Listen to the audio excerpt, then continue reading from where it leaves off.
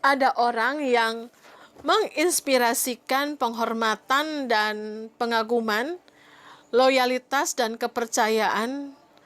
Mereka mudah sekali berteman.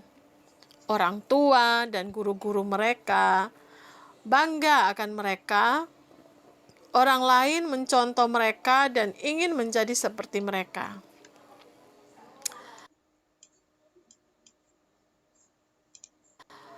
Tahu tidak, kamu bisa menjadi orang seperti itu. Mungkin kamu sudah demikian, orang tuamu, guru-gurumu, dan orang dewasa lainnya membimbingmu dengan baik. Atau mungkin kamu sedang mencari-cari bimbingan, sementara kamu memutuskan apa yang kamu junjung dan apa yang tidak kamu junjung. Dalam channel ini, dalam Raini Bengu TV ini, kamu ingin menjadi orang yang berkarakter baik. Channel ini juga akan mengasumsikan bahwa kamu mampu membangun karaktermu sendiri yang positif. Kamu akan mendapatkan banyak dukungan, dorongan dari orang-orang dewasa dalam kehidupanmu. Tetapi seandainya pun tidak, kamu tetap dapat menjadi individu seperti yang kamu kehendaki. Ada sebuah catatan mengatakan bahwa pembentukan akhir karakter seseorang adalah terpulang kepada dirinya sendiri. Siapa kamu dan akan menjadi siapa kamu, ujung-ujungnya terpulang kepada dirimu sendiri. Apa yang kamu junjung, apa yang kamu pegang, itu akan memberimu kuasa untuk menjadi dirimu yang terbaik. Silakan ikuti kisah-kisah yang ada dalam Raini Bengu channel ini, Raini Bengu TV ini. Like, comment, share, subscribe, dan nyalakan loncengnya untuk kamu dapat notifikasi video-video terbaru dari Raini Bengu TV. Stay tune terus di channel ini.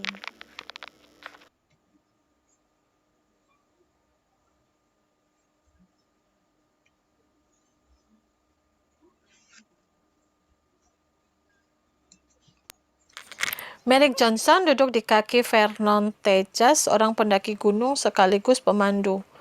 Mendengarkan kisah-kisahnya tentang lereng yang licin, angin menerpa salju ke wajahmu, perasaan lega luar biasa ketika kamu sampai di puncak sebuah gunung. Ketika itu Merrick baru berusia 9 tahun. Dan ketika itulah ia sudah tahu bahwa ia harus mendaki Mount McKinley suatu hari kelak. Berlokasi di Alaska, Mount McKinley adalah gunung tertinggi di Amerika Utara, 7.000 meter pada puncaknya. Sebagian besarnya tertutup salju dan es permanen. Rata-rata suhunya di bulan Juni adalah 10-15 derajat Fahrenheit. Tetapi anginnya bisa bertiup dengan kecepatan hingga 160 km per jam. Dan dinginnya angin tersebut bisa menurut suhunya menjadi 50-80 derajat Fahrenheit di bawah nol. Selama musim mendaki tahun 95, hanya 43% orang yang mencoba mendakinya sampai ke puncaknya. 6 pendaki tewas dan 22 pendaki harus diselamatkan. Pada mulanya ibu saya tidak menanggapi saya dengan serius hingga usia saya 11 tahun, kata Merrick. Saya berlatih dengan bersenam 16 jam setiap minggu. Main kereta salju 6 jam setiap minggu. Dan mendaki 4 jam setiap minggu di pegunungan dekat rumah.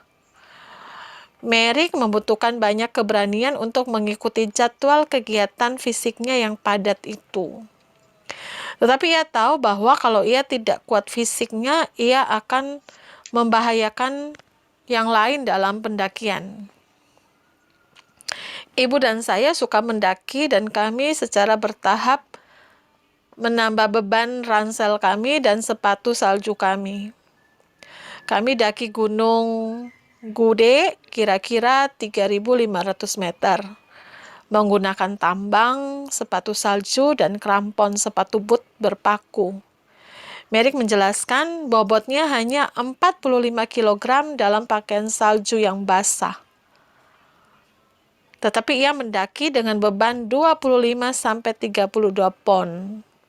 Walaupun pengisi waktu luang kesukaan Merrick adalah berbicara, ia belajar menghibur dirinya sendiri dengan pemikirannya, dan seringkali ketika ia demikian lelahnya sehingga sulit bergerak, yang dipikirkannya adalah, "Aku bisa melakukannya. Aku bisa melakukannya. Aku akan melakukannya." Merrick memutuskan bahwa ketika ia mendaki Mount McKinley, ia juga akan melakukan sesuatu untuk membantu anak-anak lainnya yang tidak seberuntung dirinya. Ia kumpulkan uang sumbangan dari tetangga-tetangganya, serta orang lain di komunitasnya. Semakin tinggi ia mendaki, semakin banyak uang yang terkumpul. Uangnya kemudian disumbangkan ke pusat kesejahteraan keluarga dan aparat pencegahan pelecehan.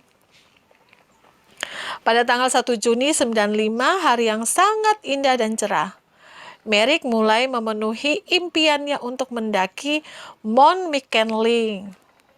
Sasaran saya bukanlah mencapai puncaknya, melainkan mencoba mencapai puncaknya. Ia berhenti di camp dasar untuk membuat orangan salju untuk menandai awal pendakiannya tersebut.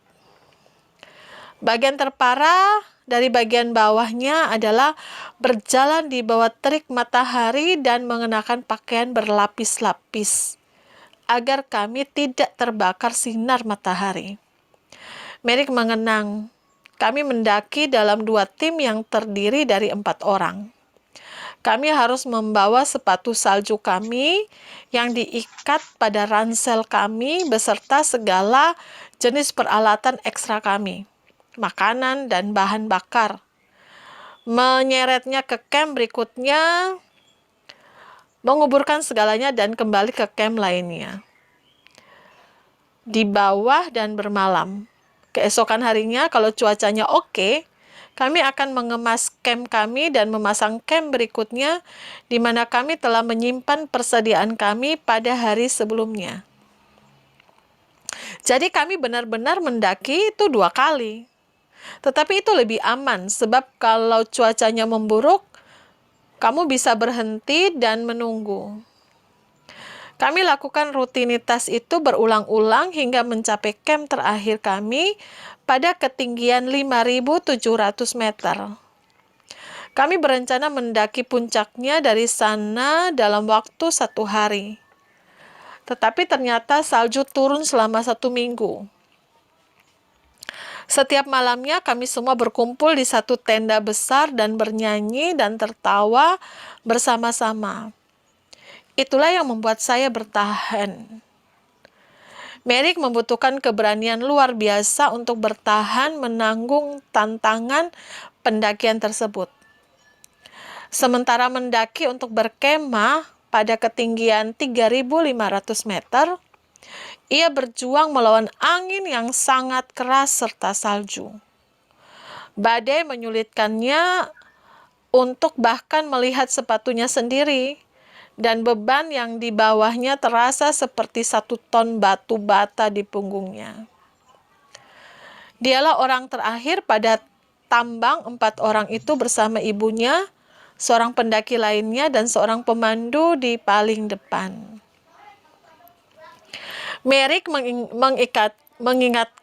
mengikatkan penangkal sinar matahari pada lehernya untuk melindungi wajahnya. Sementara ia berjuang maju. Talinya menyangkut di tambang timnya, membuat lehernya tercekik. Aduh. Merrick sempat panik dan mulai mengalami hiperventilasi. Badai yang berderu menenggelamkan teriaknya minta tolong. Ibunya menyadari ada masalah, menyentak dan berseru hingga akhirnya pria di depannya sadar. Tetapi mereka tidak berhasil menyadarkan sang pemandu. Ia hanya menyangka semua orang sedang berjuang karena lereng yang curam dan beban yang berat. Merrick tergantung seperti banteng dalam waktu yang terasa lama sekali. Akhirnya sang pemandu berhenti dan Merrick berhasil melepaskan dirinya. Pada tanggal 23 Juni, keempat pendaki ini membentuk tim tambang tunggal untuk pendakian terakhir menuju puncaknya. Merrick mendaki di urutan kedua. Ia berkonsentrasi kepada setiap langkahnya, mengetahui bahwa puncak gunung tersebut mempunyai tebing dengan jurang kedalaman 2.200 meter di sebelah kanannya. Ia kembali mengingat anak-anak yang dilecehkan dan kurang beruntung di tempat penampungan itu. Sementara ia terus mendaki inci demi inci di sepanjang pijakan sepanjang 30 meter yang lebarnya hanya separuh kakinya itu. Ia merasa bersyukur atas latihan senam yang dilakukannya selama ini. Dan pada pukul 1.35 siang, Merrick mendengar sang pemandu berseru kegirangan. "Kamu benar-benar di atas awan," katanya. "Sayalah yang pertama kali menyentuh puncaknya, dan saya melihat gambar yang tak akan pernah saya lupakan. Matahari mulai terbenam, menjadikan awannya tampak merah muda. Saya bisa melihat bayang-bayang biru puncaknya dengan latar belakang awan tersebut. Kami semua terpana." Ia dekap ibunya sambil merenguk pemandangannya dan merasakan kepuasan tak terkira. Merrick Johnson berusia 12 tahun 5 bulan dan 5 hari ketika berdiri di puncak Mount McKinley tersebut. Sebagai pendaki yang termuda, sekarang hatinya terfokus pada Mount Vinson di Antartika, dan ia juga mempunyai sasaran-sasaran lainnya. "Saya ingin berkuasa menolong sesama setelah saya besar nanti," katanya. "Saya ingin mengatasi segalanya. Saya ingin mempunyai pekerjaan penting seperti ahli bedah jantung, dan saya ingin menjadi pemandu arung jeram agar saya juga bisa banyak bermain."